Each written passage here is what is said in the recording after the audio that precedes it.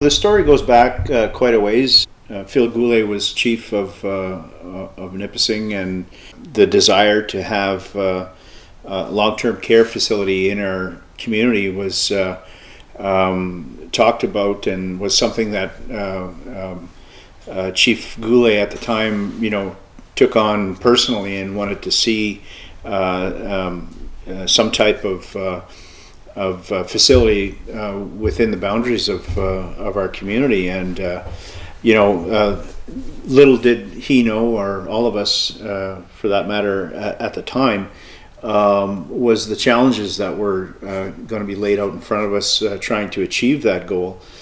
And here we are, some 30, 40 years later, with still facing many of the challenges. But throughout that period, at one point we had the ability to get licensed beds, in the way long-term facilities and funding works in the province of Ontario is that when you have the licenses, you get the funding that comes along with it to support those beds. So we had, after the facility in Powassan had closed their doors, we had an opportunity to get as much as, I think it was 64 beds of long-term care, which meant we would have the funding for that many beds.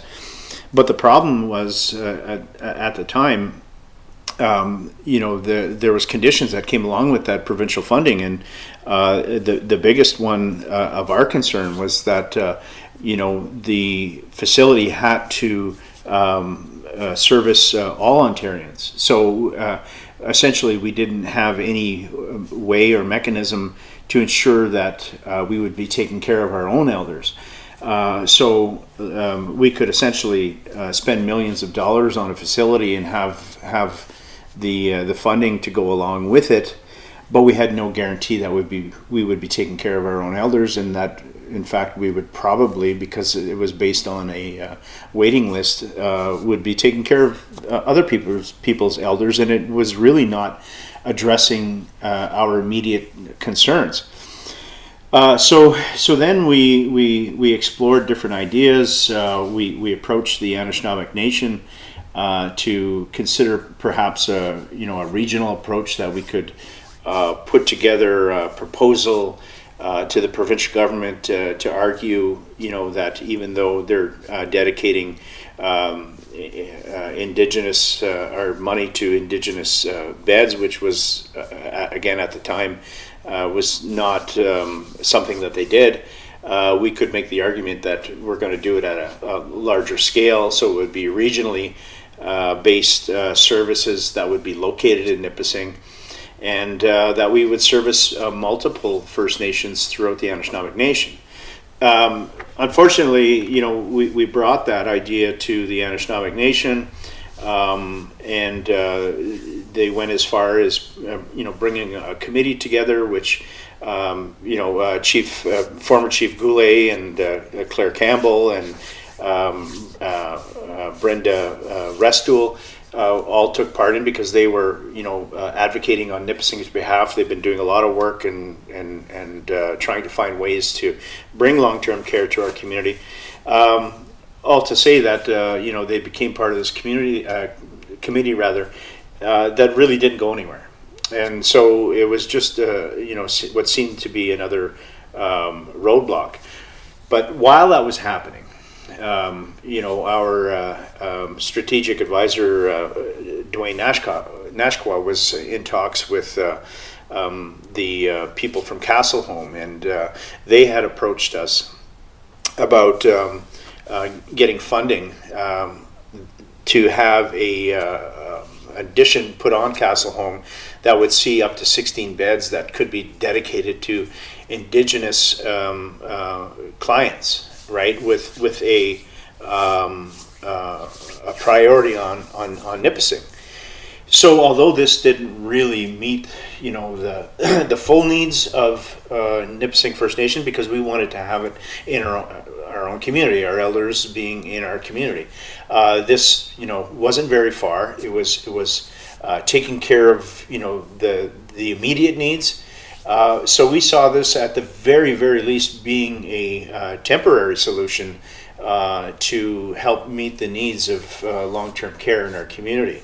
So not to say that we would give up on looking at having an independent solution to NFN's problem with long-term care, but it would be at least something that we could rely on to help fulfill complete needs. Because you have to understand that long-term care is, when we talk about seniors care, the long-term care facility that we're talking about is specific, and it's a very small portion of the total needs of our elder care. And for the most part, we cover off 80 to 90% of the needs of our elders, but it's just that part of long-term care that we're challenged with in trying to fulfill. So that's where it led us to Cassellholme, and that's why we became part of the board there, and was really looking hard at this as being a solution, again, at the very least, an interim solution to our needs as a nation for a longer term. As for representation on the board, why is that important? Well, because just like everything else, there's different worldviews on how things need to be done, and from the Indigenous perspective, there's a lot of needs that need to be met in a culturally significant and sensitive way, because our experience in this world is different than that of the average Canadian. So we want to ensure that our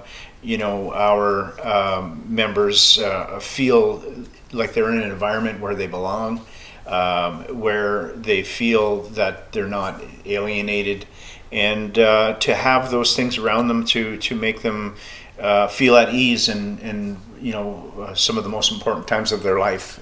So that's very important for us to make sure that the governance of these services and these beds are met in a very appropriate way that would align with the culture and the beliefs of Nipissing and Indigenous people in general.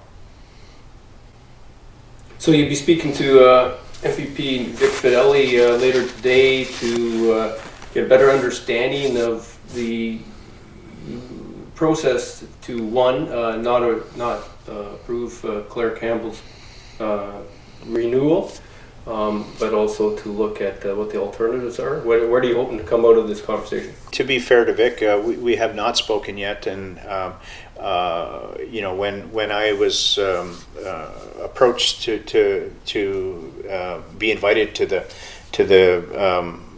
groundbreaking ceremony of this project, I essentially communicated that I wasn't prepared to do so until I was satisfied with some of answers to the questions that I had surrounding that. So Vic has reached out to me, and we'll be meeting to discuss this. And we've always had a very good working relationship with Vic and his government. So I don't see this as being any different.